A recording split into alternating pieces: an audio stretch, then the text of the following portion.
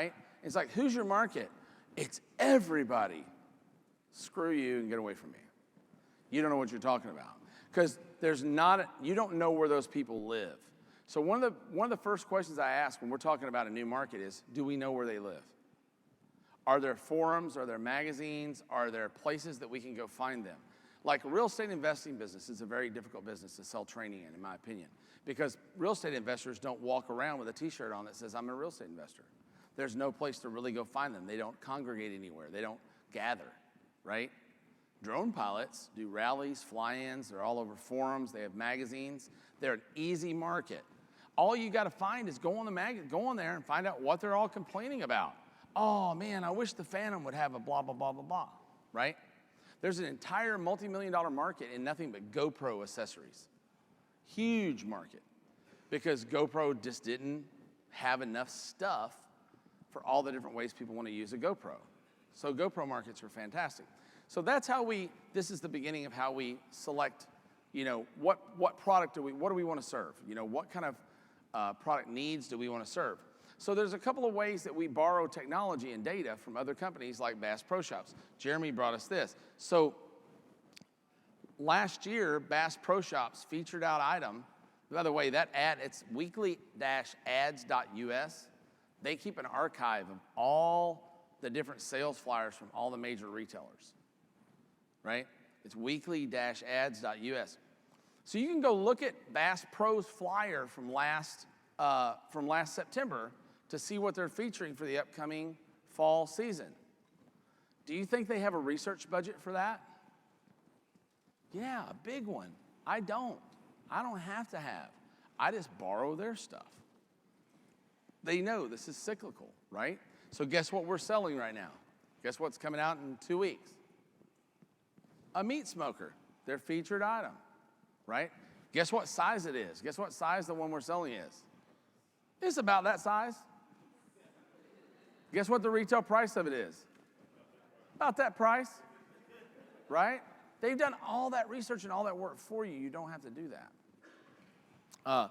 Another way that we find bestsellers is Amazon.com.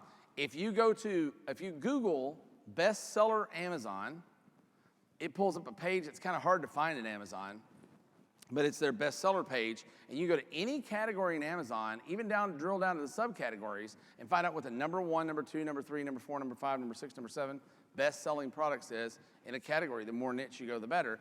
This particular category was for sports and outdoors, and this jacket's big, this water bottle's big. So I got 2 water bottles as the top, out of the 3 items, the top 2 items are water bottles. What should I maybe add to my line next if I'm in sporting goods? A water bottle. People are buying a lot of water bottles. They're buying yoga mats. They're buying back foam noodles, right? Use this data. One of the coolest things, I don't think I have this slide in here, but one of the coolest things Vinny Fisher turned me on to in building sales funnels is every time you buy something on Amazon, down at the bottom it says people who bought this also bought this, this, and this. What should be in your sales funnel? This, this, and this, right? This seems obvious, but how many of you actually do this? Right. Most of you are going, hey, you know what I think would be cool there? Right? You're not using data to drive your business or drive your product development, okay? This is Jeremy. You want to talk about this? Because you go here a lot. We do some research at AliExpress, a lot of Amazon as well, but our initial samples, a lot of stuff we'll buy directly from AliExpress just to check on it. But the hottest selling items from this to get your top in every category, instantly you have access to a tool that gives you all the data you need in one page. Yeah. Every category for every product and every business you guys are in is you can have access to the top selling products in those categories instantly. It's a good starter source. And how much does it cost? Your R&D is very cheap. It's $0. Yeah. And what's cool about AliExpress is, how many of y'all are buying something from Alibaba or AliExpress right now? Maybe 10, 15% of the room. That number is really coming up. I know a lot of people now are buying from AliExpress. It takes 2-3 weeks to get it, but it's wicked cheap. But what's cool about this is, like you get in a category like sports, right? The number 1 selling sports item on AliExpress right now is a bicycle light, is that LED bicycle light right there. So we're about to enter the bicycle market. Guess what our tripwire item is going to be? Yeah, because this is the number one selling. This is the wild part about AliExpress that I find very, very interesting. This is the number one selling sporting goods item worldwide. They're shipping everywhere, right? They're shipping everywhere. And if it's $3.43 on AliExpress, we're going to pay probably $1 for it, right? Yeah. It's about right? Yeah. So you're going to pay about, 1/4 of whatever the AliExpress price is going to be your real wholesale price. We're actually entering the fishing market, and if you notice, this item is a really cool item. And this is not on Amazon yet. It hasn't even hit the States yet, but it's the number 3 selling item in sports on Alibaba, so you can get a pretty good, it's a little laser thing that you put on your fishing line that beeps when you're getting a bite, right? It's $2.59 retail. It's going to cost me about $1. It's a perfect gadget for a tripwire to get people into the fishing market. I will acquire loads and loads and loads and loads and loads of fishing customers by giving that away, right? You guys kind of get it? All right, cool. Third, you have to claim your position. This is a writer downer. We've gotten huge in the t-shirt business in the last couple of years, in the printed goods business. And you'll see some good examples of this. People buy things that remind themselves and tell others who they are.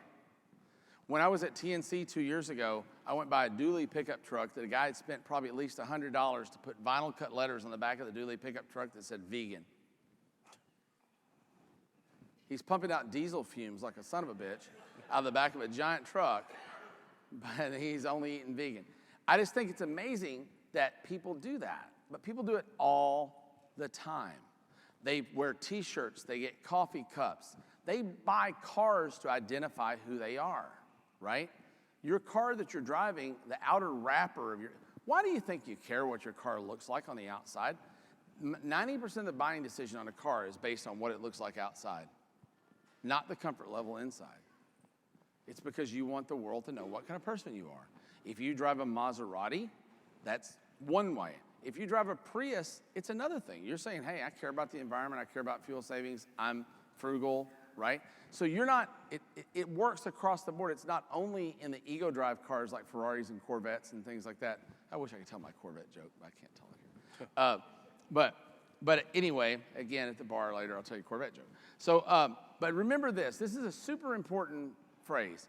And it's so important, in fact, we have a separation in our brains. We have a tick in our brains that we can't turn off. We can't turn it off. Like my wife just had a new baby. We just had a baby. Anybody got a question about it? Right. Why'd you ask that? You don't give a shit. Right? You don't care. We don't have a baby, by the way. I got that shit cut off a long time ago. But no, we don't have a new baby. But the point is, you instantly ask that question and you don't even know why. It's because you have a tick in your brain that needs to sort. We have to sort. It's a psychological tick in your brain, right? We have to sort. And we want to help people to more easily sort us.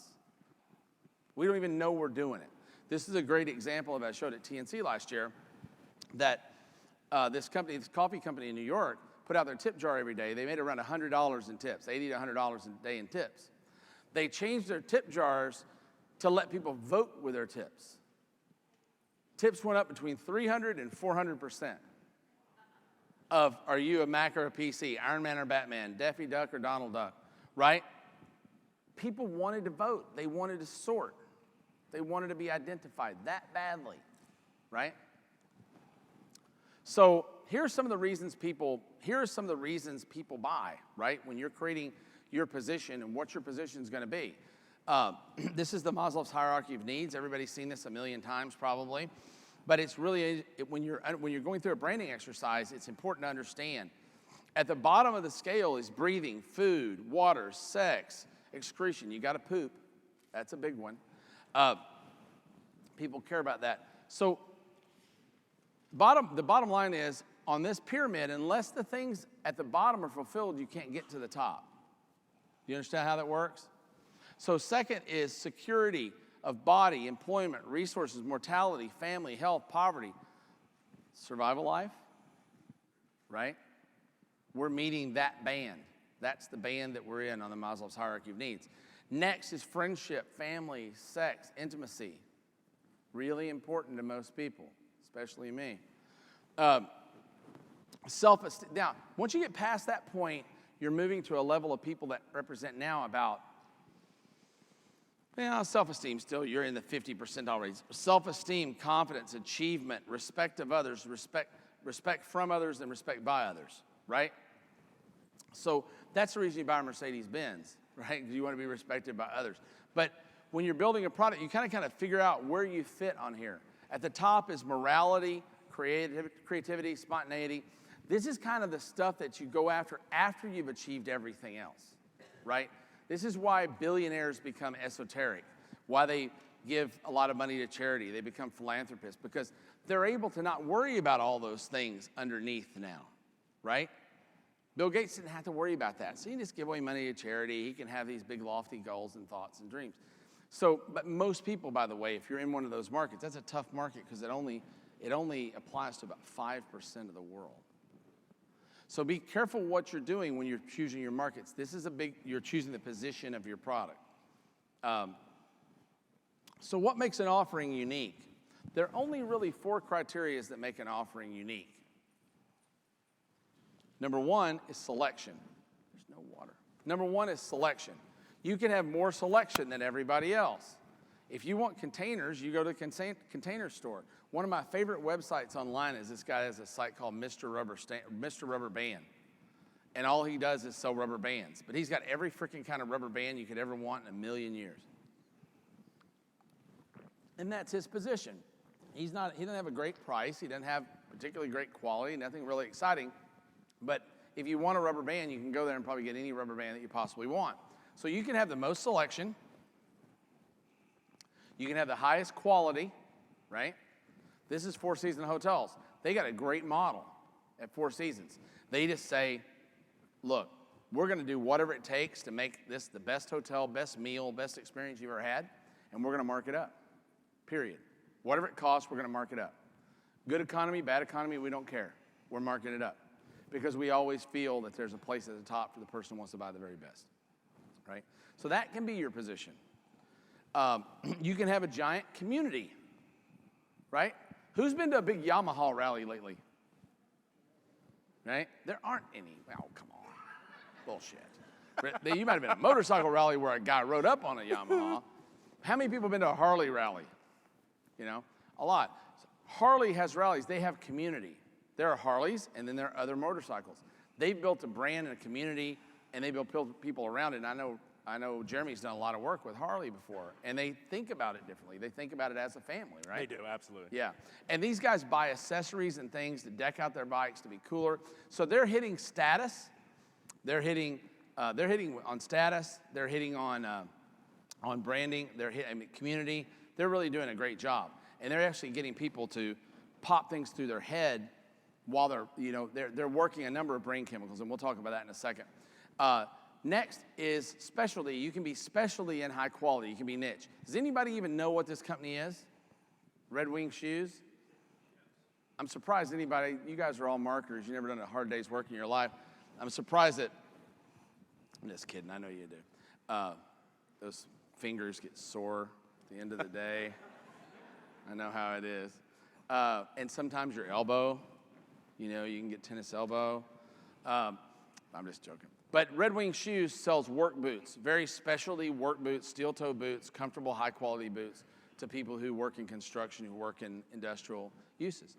So those are the only 4 ways that you can really, there's a 5th one, it's a big one. They're the only ways you can really differentiate your business, and this is by far the biggest one. Price. Anybody that tells you, marketers are going to sit up on a stage and they're going to tell you, oh, you just need to raise your prices. It doesn't matter. Nobody buys by price. Price doesn't matter. You can sell it better. Bullshit. The number 1 biggest test that we ever run that moves the needle is price. Always.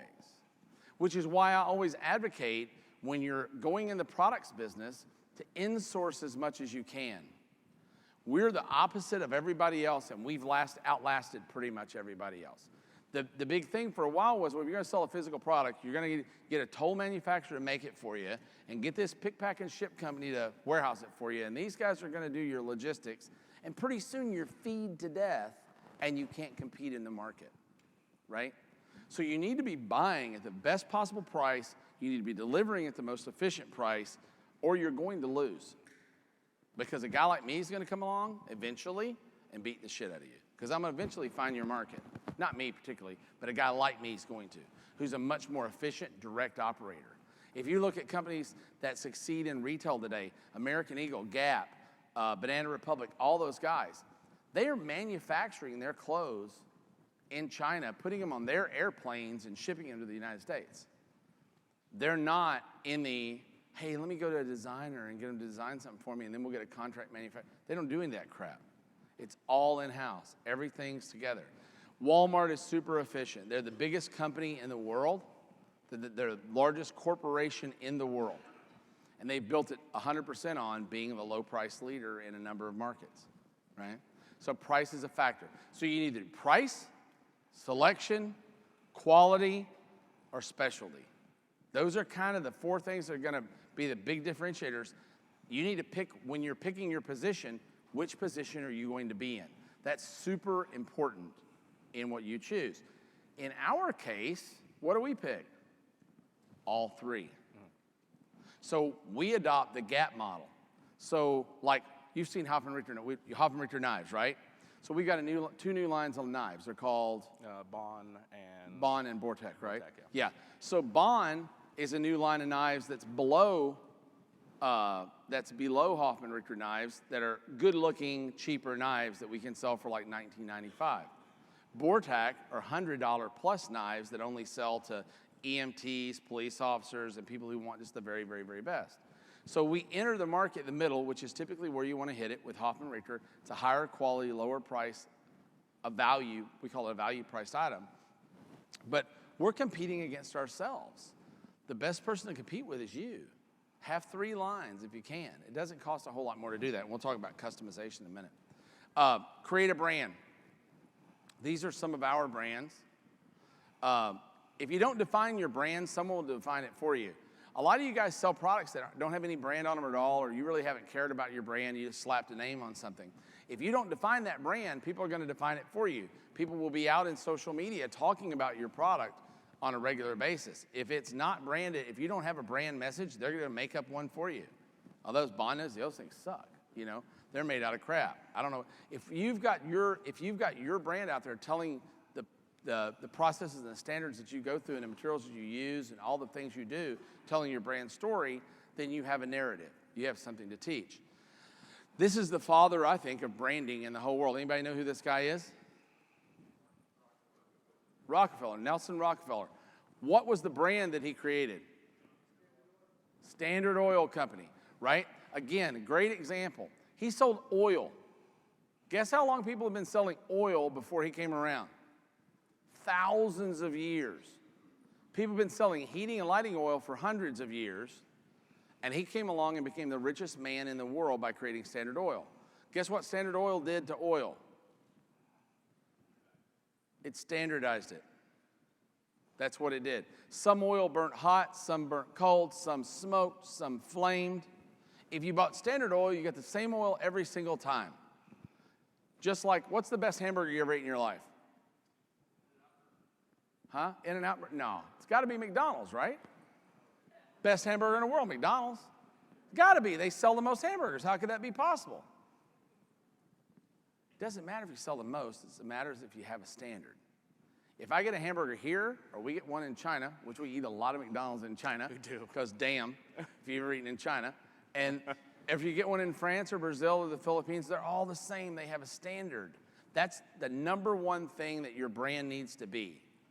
Your brand has to have a standard. And you have to be that standard bearer. Just like with Hoffman Richter knives. They're made out of 440 stainless steel.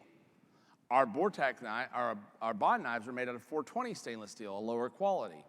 Our Vortex knives are made out of D2 steel, which is the highest quality knife steel you can get. So we have standards in those lines, and we'll never make a plastic-handled Hoffman Richter knife. It'll never happen because the standard won't allow it, right? So keep that in mind. So there are some brain chemicals that make brands very successful. Now, I'm going to talk about brain chemicals as quickly as I can because my time sucks. These are so fast. So, because I want Jeremy to be able to show you some development examples. Excuse me. If you want to build a powerhouse brand, a really winner brand, you've got to learn how to trigger people's brain chemicals to do it, right? There are really just 3 major brain chemicals I'm going to concentrate on today, and then I'm going to show you a brand that does all 3 extremely well. So the first brain chemical is called dopamine. Dopamine is the happy drug. It's what you do when you do a big old fat line of cocaine. How many of y'all? Right? Right? See, y'all fuckers woke up. Like it's like, hell yeah! You holding? All right. But cocaine stimulates dopamine release, massive dopamine release. I mean, it's what my brother told me. I didn't try it, but that's what I hear it's like. But anyway, caffeine has a similar effect. Unfortunately, not quite as cool. But you know, you do go to work on Monday instead of Wednesday. But caffeine stimulates that, and guess what else stimulates dopamine release? Sugar. Sugar stimulates dopamine release as a chemical. Dopamine can also be released by the anticipation of anything good.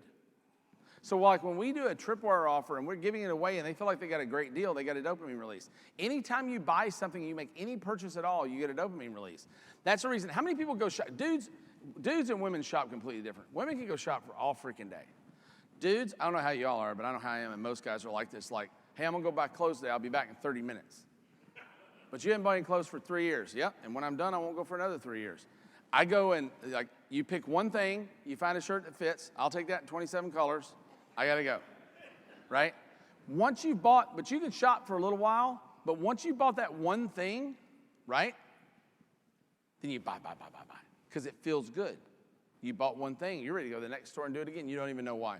But dopamine gets released chemically or emotionally. Starbucks does a great job of releasing it chemically, and that's one of the reasons they're a big brand.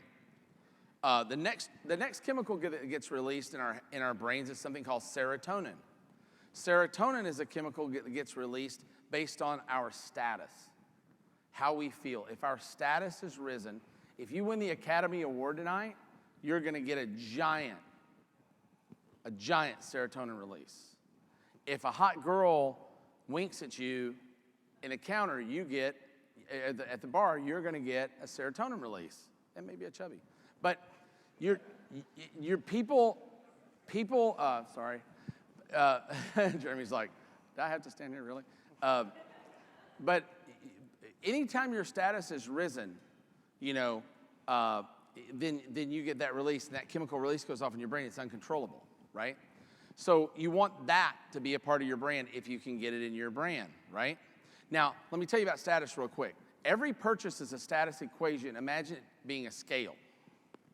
On this side, how much will this elevate my status? On this side, how much will it lower my status or elevate my status to make this purchase, right?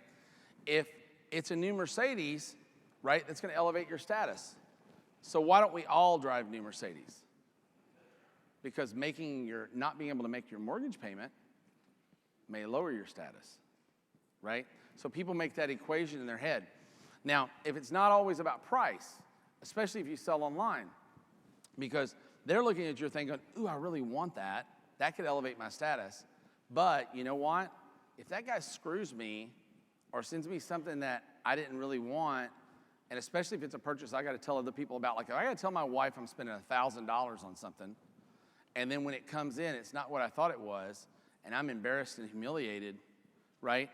Then I have the risk of lowering my status by this purchase, right? So there's a balance that happens. So you need to eliminate all that risk for your buyer, and you need to only concentrate on how that purchase is going to elevate the buyer's status, right? At the lowest amount of risk. And when I come back in a second to the brand that I love the most, you'll understand what I mean. Harley-Davidson we use again. So there's another brain chemical that's released at purchase. It's called oxytocin. Oxytocin's the love drug. It's It's the drug that you get, the chemical you get released in your brain when you feel loved, or when you feel protected, or when you feel part of a group, right? Oxytocin is incredibly powerful. It lasts a long time in your system versus the other chemicals that last a very short period of time. Oxytocin can be achieved by any grouping. We naturally, as mammals, want to herd up. We want to be in the middle of the herd where we're safe. When you walk out of the herd, what happens to you? You get slaughtered. You're vulnerable. So naturally, we want to go. I'm going to try to tell. I'm telling my cow story real quick. So when cows are being mated, they put 100 cows in a pen, right? They back up a truck with 5 bulls. 5 bulls come out, run into the pen with 100 cows, also known as a hell of a good Friday night, right? What'll happen immediately, the most alpha of the bulls will charge to the center of the herd, because guess what's in the center of the herd? The best cow. The best cows are always in the center, just like you may be the center of influence in your grouping that you're in. Everybody wants to be the center of influence. So the alpha male will run to the center. He will immediately begin to mate with the female, who will give him no resistance at all, not even a little bit. Also known as a good Friday night. And what'll happen is the other bulls will go out in the perimeter and start mingling with the other cows, right? They'll eventually mate. But when the results come back months later and the calves are born, get this, 70% of the calves will be sired by the one alpha bull. The other 30% won't. The other 30% will be sired by the other 4 bulls combined. And the reason for that is, a lot of that has to do with oxytocin and those chemical releases that even cows understand that. But the cows know to herd together. Cows know to stay together. The better ones know to go into the middle, right? So status is all about, primitively, going backwards, status is all about mating, right? We're pre-programmed. Women actually make the selection. Women are pre-programmed to select a male mate that forwards the species. You don't know that, but in that little big brain in the back of your head, a little thing called a reptilian brain, it's telling you to mate with the highest and best mate you can so that you can make the best offspring and forward the species. This is super primitive shit, right? That most people don't know. But if a brand has a community like this, it's a great thing. So back to Starbucks. Why is Starbucks one of the most powerhouse brands in the world? They do all 4. They do them all, right? They have a dopamine release with the actual chemical product they sell. They have a status release because you're carrying around a $4 or $8 coffee cup with you, depending on if you're a double half-calf whip latte with a whatever. You've got status of carrying a Starbucks cup. People love carrying a Starbucks cup with a logo on it. You'll carry that in. You feel weird. You almost feel dumb and poor if you stop at the convenience store at the Tiger Mart and get your coffee in the morning and take it to work, right? If you get Starbucks, oh, I got Starbucks for everybody. You didn't coffee, you got Starbucks, right? So you got status. And lastly, guess what their corporate motto is at Starbucks? Anybody know it? Starbucks, the third place. There's work, there's home, there's Starbucks. They've created a community, they've created a place, right? So when you put all 3 of those together, you get powerhouse brands, and I can explain other powerhouse brands to you and how they do that. But when you're creating your branding, you got to do that. You got to decommoditize your products. Here's some examples of that. I like Mercure razors. They're these fancy razors from England. They're a really great razor. They're $30 a razor. I had to buy a gift a couple of years ago, and I give these to guys for Christmas a lot of times because they're really cool. But I wanted to buy this thing for Ryan because I want Ryan's gift to be a little nicer than somebody else's gift. So I bought him this kit, this whole Mercure kit. It comes with all the really cool stuff. Guess what? Guess what about this kit is Mercure? The razor. Everything else came from China. So this guy took a branded Mercure razor, put $10 worth of Chinese stuff with it, and got $119 for it, where the razor back here is $29. So you can create, So you can decommoditize a product. You're going to have to decommoditize products because otherwise margin compression is going to kill you, right? If you're selling the same widget everybody else is selling, you're going to get your brains beat out. Even if you stick your logo on the side of it, eventually they're going to figure it out. People are getting hip to that, right? So you can decommoditize by bundling. You can decommoditize by licensing. This is a $13.99 light. It's a bestseller at Amazon. Does a good job, right? This is the exact same item. They license the Bell & Howell logo for it. They get $24.93. They're probably paying an 8% royalty to Bell & Howell, which would be about $1.50, right? But they're getting an additional $10. They're getting an additional $12. They're paying $2 to Bell & Howell, and they got $10 of what? Profit, additional profit, because they were branded. They were licensed. So if you don't have a strong brand, you can license a strong brand. There's a licensing show in Las Vegas every year where you can do this. This is something that we actually do. A Zippo lighter is $9.59, right? A U.S. Marine Corps printed Zippo lighter is $26.35. That cost me 4 cents to print that lighter.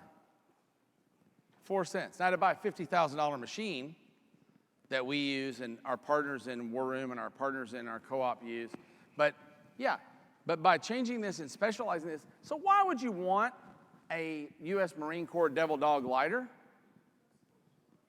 Why would you want it? To show people who the hell you are. That's how weird that is. People are willing to pay 3 times the price to show people who they are. You kind of get the power of that? So how do you get the domain you want for your brand? A lot of people go, yeah, but I can't get the domain name for that. It's true. So I'm going to be real fast with this. Expired domains. I own 2,800 domains. And I buy, sell, and trade them. I make money doing it. It's kind of cool. I made $1,000 on Saturday. I bought a $12 domain and sold it 2 hours later for $1,000. I made $988. But Fresh Drop is a service. These are all pretty inexpensive services, 20 or 30 bucks a month. That'll show you everything that's dropping and allow you to sort them. So before you just say, oh yeah, I looked, my domain's not available, not much is available, right? So you got to catch them through these drops. Registered Compass is the same. I love this service. It's my favorite one. It helps me to find some of the greatest domains that are expired. We bought Survival Life as an expired domain for $9. And that domain, that brand today is probably worth, I don't know, $20 million. It's worth a lot. Auction domains. So there are very inexpensive auction domains that you can buy. GoDaddy has auctions. I don't know if you've ever been to a GoDaddy auction. You can search what's up for auction at GoDaddy. Here are some of the ones that I've bought of late. I bought Hunting Times for $610. I bought mixologist.org for $297. I bought Breaking News Alerts for $280. That's a hell of a domain. But I bought stuff like Who Wrote That for $113. I bought Bikini Sun, which is our bikini brand, for $69. Army Lock I bought for $22, right? So you can find domain names. Don't just give up because you looked on GoDaddy and your domain name wasn't available. Snap Names grabs domain names for you that are about to expire. So does NameJet, and NameJet has some of the best domains. I buy some of my very best stuff from NameJet. Here are a couple I bought. I bought Military Time from them. I bought Security Council from them. I bought MediaStrategist.com from NameJet for $530. I could sell that for 20 grand tomorrow. So as you buy these things, don't worry about, I don't know if I'll use that. Buy it if you think you're going to use it. Because if you're not, you can sell it and make money, right? If you're watching through these things. Pool.com does another snatch play. And then there are premium domains. I buy domains from justdropped.com all the time. They're a low-dollar domain seller. I bought Animal Rescuing from them. I bought Popularity Checker from them for $69. Most of their domains are less than $100. Then there are more premium. I'm moving up the ladder as we move along. Fabulous Domains, they do a great job. I bought garage door openers for $1,500, which I think is a pretty good buy. Buydomains.com sells premium. Afternic sells premium. And this company I really like, Omark, because Omark will do lease options. Most people don't know this exists. This is a really cool way to get some really premium branding. By the way, the reason I like premium domains, it gives me authority in the marketplace. When we call somebody up and we say, hey, we own sewing.com and we'd like to talk to you, the president of Singer Sewing Machines, because we own sewing.com, they get on the phone. If we were like, we own bobsewing.com, they don't give a shit, right? So Omark lets you lease. So here's an example. I wanted to buy homesteading.com. It's $50,000, right? So I bought it on a lease to own. I bought it with a lease option. So I paid $350 a month for 12 months with a $50,000 balloon at the end. It's like Sue's a real estate investor, so she'll totally understand this. They point the domain to me the day that I lease it. So I had full control of homesteading.com for $350. So we'll build that property up over a year. I got a year to get it to profitability before I have to pay for it. And you can do 2 and 3 year leases if you think it's going to take longer. This is a big one. This is your ability to get in and get a major, major, major brand that you really want. They do a really good job with this. Cedo.com is one of the bigger sellers. They've got tons of selection. And then when you get to the very end, domain name sales, they're controlling most of the major prime domains that are available in the world, the really, really, really good stuff. And you have to go through a negotiation process with them, and it's a super pain in the ass. But let me show you this. I wanted to own homemaderecipes.com. I thought it was a great name because I found there's hundreds of thousands of searches, and we now own it. But they wanted $45,000 for it. I offered them $15,000 for it, and here's the email back. I presented your offer to the seller. They accepted $15,000 US dollars. Thank you. Here's how you send the money. So can you imagine Sue buying a house and saying, hey, I want 45 grand. You go, I'll give you 15. They go, okay. You know, it like doesn't happen. This is your real estate. This is your location. You need great domain names, guys. We got makeup tutorials from them, same way. And if you don't get the domain you want right away, you can always improve upon your land. We started off as DIY ready, and we ended up buying DIY projects. We started out as seweverything.com. When we made a little money, we bought sewing.com. We started as Pioneer Settler. We became homesteading.com. We started as Absolute Rights. We became billofrights.com. Nail Art Designs became Nail Designs. You get the picture. You can always redirect your domain to a better domain later as you improve your real estate that you sit on. Yes, the logo matters. Again, back to data. Don't design your own logo and be a dumbass. Unless you're a great designer, which I assume most of you are not. I like pink. I'm gonna make my logo pink. I think that's gonna be cool, you know? We wanted to do a pesticide line. So I went out and looked at, Johnson & Johnson, they have a research department, a big one. They spend a lot of money, millions of dollars. So I want to sell pesticides. So who am I going to go look at? Raid, right? #1 leader in pesticides in the country. Look at the font they use. Look at the colors that they use. Look at their layout. Hot Shot's their biggest competitor. Look at the font they use. Look at the colors they use. Look at their layout. Notice similarity? Look at Black Flag. Look at the font they use. Look at the colors they use, right? It's amazing. All this research has been done for you, right? So this is us. This is our Get Rid brand of pesticides. We borrowed from all of those and created our own label. You can choose your typography from this tool I use called wordmark.it. It's fantastic. You just put a word in there, and it'll show you what that word will look like in every font that's in your computer. It's really, really neat. Once you get a general idea of what you like, it's time to go get a pro. We use 99 Design. We use our own house, people, but 99 Designs for $400, you can get a killer logo design.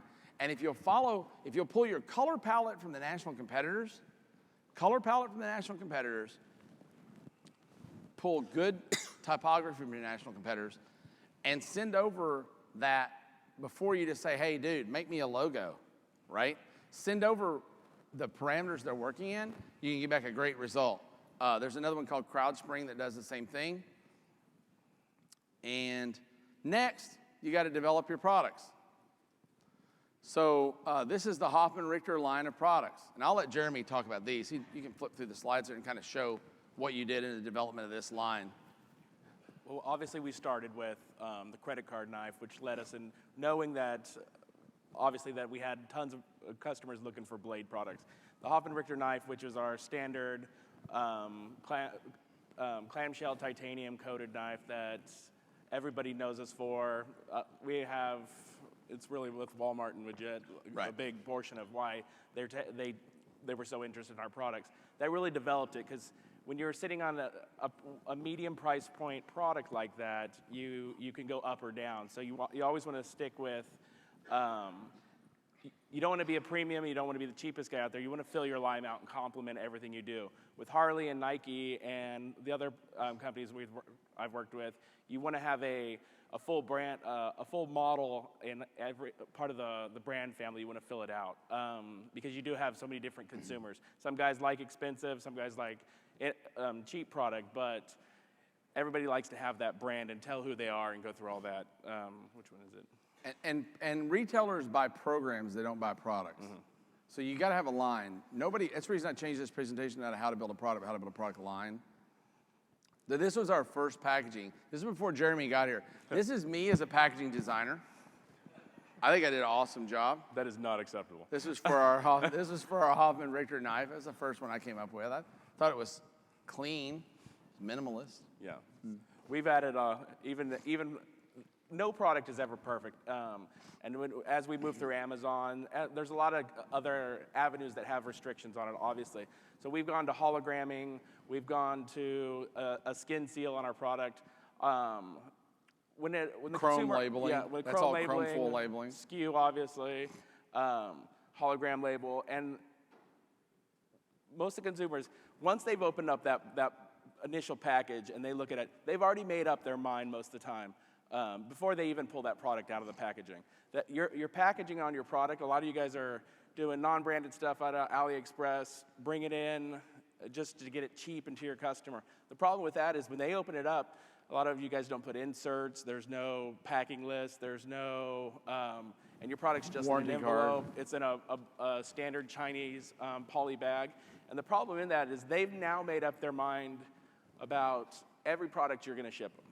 It doesn't matter how many times, because if it's coming from your company and it doesn't have that finished effect to it, then you can be delivering some of the best product there is. And we found a lot of the time that obviously the knife itself may look the same and go through multiple changes, but you can always improve your product and the packaging. So if you're delivering it and doesn't have that finished effect to it, they've already made up their mind before they've even pulled it out. Packaging experience is everything. Like we went from that particular item went from a 7.5% refund rate, return rate, to a 3.2% return rate when we went into the poly bagging with the chrome and the hologram. And the cool part is how much did changing the packaging, making the chrome label, adding the hologram and the shrink wrap add to the cost of the product? It's like 30% cheaper now because we buy some. Well, yeah, but I mean, if it were the same, it would be like a nickel maybe. Yeah, somewhere in there. Maybe 5 cents an item to do all that to it in China before you get it. The hologram I think is especially cool because it shows that it's a genuine Hoffman Richter. So we get to, we're taking a kind of a tip there out of the like the NBA and all the license stuff. You can keep going. So now you got to source your. Well, go back up one. So you got to source your products. So Jeremy does all of our product sourcing. So when he finds something, or we find something, or marketing comes to him and says, "Hey, we can sell these," then he has to start on a journey to source that product and figure out where he's going to buy it. So where do you start first? Obviously, once we finally decided what we're going to carry or what we're looking for at Amazon or one of the other search tools, we'll find the highest quality product that's on the market. That's our competition usually. And then we will use Import Genius to backtrack because we want to find that supplier. I don't want to go to a Chinese supplier who says, "Yeah, we make that." You can take them anything and they're going to tell you they make it. But you want the quality item. You want it at a good price, and really you want to let them do the R&D for you. So what Import Genius is? This is a tool that we use. I'll warn you, it's an expensive tool. It's about $500 a month. I don't really suggest you buy it. If you're a War member or you're in the Ecom Co-op with us, you get access to it for free through the concierge service. But what Import Genius does, you can go to any manufacturer, any distributor, and we can enter their information in and find out what items they're buying, where they're buying them from, how many of them they're buying, how often they're buying, and go right back to the manufacturers they're making. So like, for instance, if we want to make a quality knife, like a Gerber knife, for instance, is probably a comparable quality to a Hoffman Richter knife, We just find Gerber's manufacturer. We just enter Gerber in, we figure out where they're buying their knives from, and we go back to that manufacturer and say, we'd like for you to build a knife for us.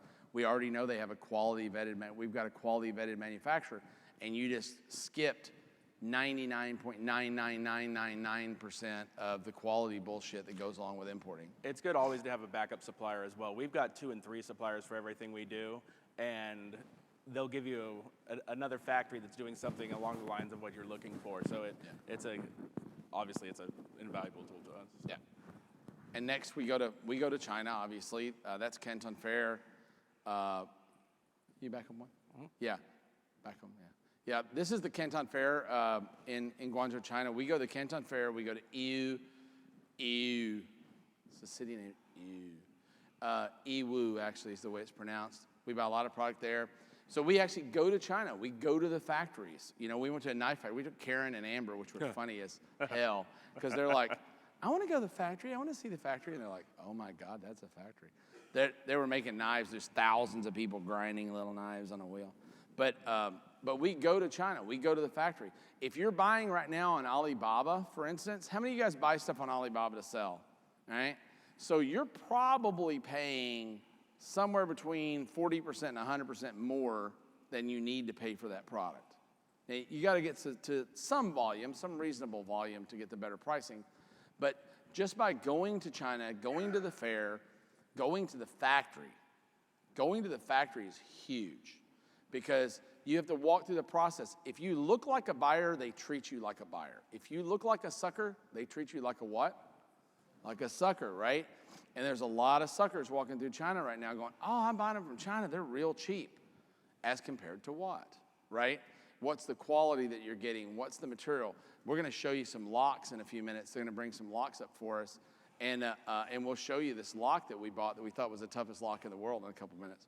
Go ahead. Yeah, you can go to one of the things you can do is go to a country like the Philippines and do cottage industry. We do this with leather products. This little leather wallet we're making right now, we actually cut the leather piece, and we have people that come, families that come in and pick up 200 or 300 leather pieces and take them home, sew them, and bring them back. So we get to help people that are impoverished, which is really cool, and we get a really nice, high-quality product that we don't have to buy a million of, right? So you can buy lower quantities. Most people don't think about alternatives like Philippines. Oh, thanks. Yeah. And honestly, I would tell you, don't throw that shit. I would tell you that I wish that you guys can come up and see these afterward if you want, but I would tell you, if you're going to start out making a product and you don't have a lot of resources, start just packaging something. I always love businesses stuff that comes in drums you can put in little bitty bottles, or stuff that comes in 50-pound bags you can put in little bitty containers. I did packaging for years.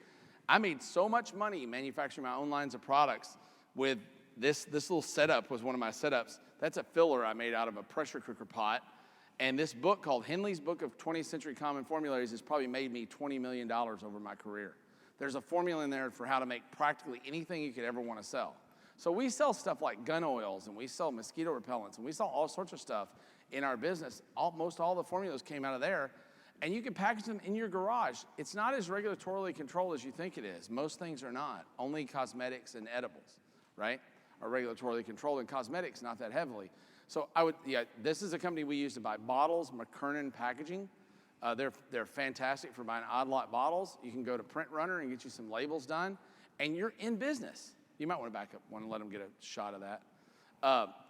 McKernan Packaging and Print Runner runs labels. You can be making a product, bagging, bottling, boxing a product that's your product and your brand. Be really careful. I want to caution you guys. Be really, really, really careful about going out and getting yourself a toll manufacturer and a fulfillment house and all that shit. They're going to end up making all of your money. It's just going to happen. There's no doubt about it. Our business model would not work if we weren't super efficient and owned the process. I want to show you something real quick, and then I'll tell you this last story. So this is a lock called the Stronger lock. This is our lock. This thing looks like, you want to feel it? Tell me if that doesn't feel like the most beastly lock you've ever seen in your life.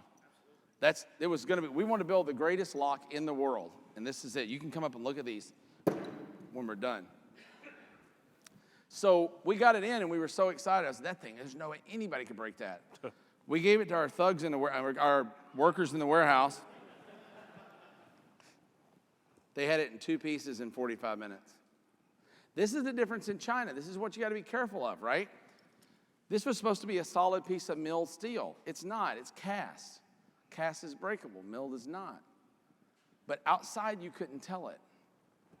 So they beat the hell out of it. They broke it. And without testing your stuff, that was product spec. So we had when working with the factory, we knew what that was supposed to be made out of. They said, of course, we delivered exactly what was spec'd out and obviously looking at that, if you don't test your products, that's going to happen. And your whisk and a lot of people don't. So this is 2 days of beating, hacking, sawing, cutting, trying to bolt cut everything you can. We now own the strongest lock in the world. It is unbreakable. You can't get in it. We're going to sell a lot of these locks. But you just got to iterate. You got to keep working on that. And you guys can look at those. And Jeremy's going to bring up in a minute some other samples of watches and some things that you guys can look at. We went through how many versions of the survival watch? Countless. 16, I think. It was even before more we than finally that, approved yeah. one. So you got to iterate and build products. You got to constantly be competing with yourself. It's super important. I'm going to tell you one more funny story. So for those of you who say, how many of you are kind of scared to start your own product line? A little bit, kind of worried about it. Because let me tell you this that funny story, and I'm out of time. I'm gonna run over maybe 30 seconds. Give me 30, 45 seconds. This is a great story. So we sold this product called Chroma Coat a couple of years ago. Chroma Coat is paint that you put on a wall to make a green screen so you can shoot video, right? So I was looking online. This stuff's like $60 a gallon. So I buy a gallon of it. I look at it. I go, looks like paint. So I go to Sherwin-Williams in Round Rock, Texas, and I say, hey, can you make me some paint this color? And the guy says, yeah, but I'm gonna have to put I have to put extra green in it, so it's gonna cost $1 more. And I'm like, all right. So how much is it? He said, well, it's normally $12.35 a gallon was our wholesale, so it's $13.35 a gallon. I said, okay, go for it. So they put it for $13.35 a gallon. We put it in the market for $49. I bought some PPC ads to it and put it on Amazon, and we were selling $1,000 worth of green screen paint a day, right? At a nice 4X margin. I bought a label, obviously. So the funniest part of this story is 3 or 4 months later, I don't think you were there yet. No, but 3 or 4 months later, this is one of our favorite stories. Somebody tracks down Planet Amazing, goes to our warehouse, knocks on the door, guy comes in and says, hey, is this the place that sells Chroma Coat? Well, yeah. So do you guys have any wholesale prices? And we're like, yeah, of course we do. We can let you squeeze some of this out for $30 a gallon because we were paying like $13. And he said, okay, I need 60 gallons. I said, great. So he bought 60 gallons, which I think was a pallet of Chroma Coat, and we went to write the invoice up. And we're like, so who's this going to? And he says, oh, it's going to Sherwin-Williams downtown. So so the film festival, the big Austin South by Southwest Film Festival was in town. They had all these filmmakers in town, and they stacked out in front of their paint store downtown, Chroma Coat paint, and they sold out. They actually came back and got another backup order. We had to run up north and get some more. But we were selling Chroma Coat paint to the company that made the Chroma Coat paint.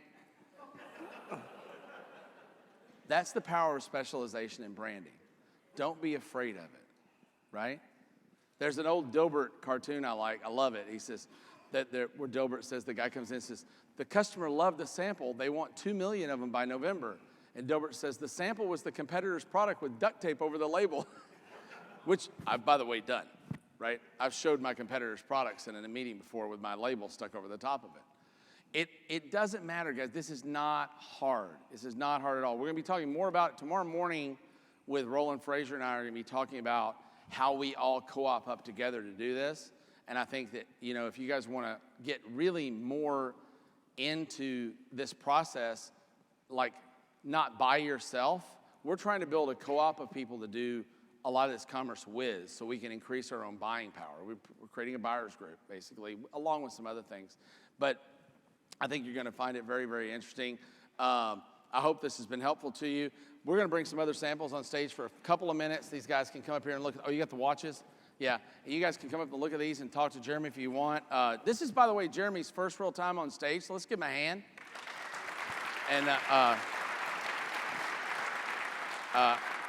And you can take a look at some of these products that he's developed and ask him more questions about product development for a few minutes until he switch the room out. Thank you so much, guys. I appreciate you being here. All right, Take one care. more time for Perry and Jeremy. Thanks, guys. Thank you.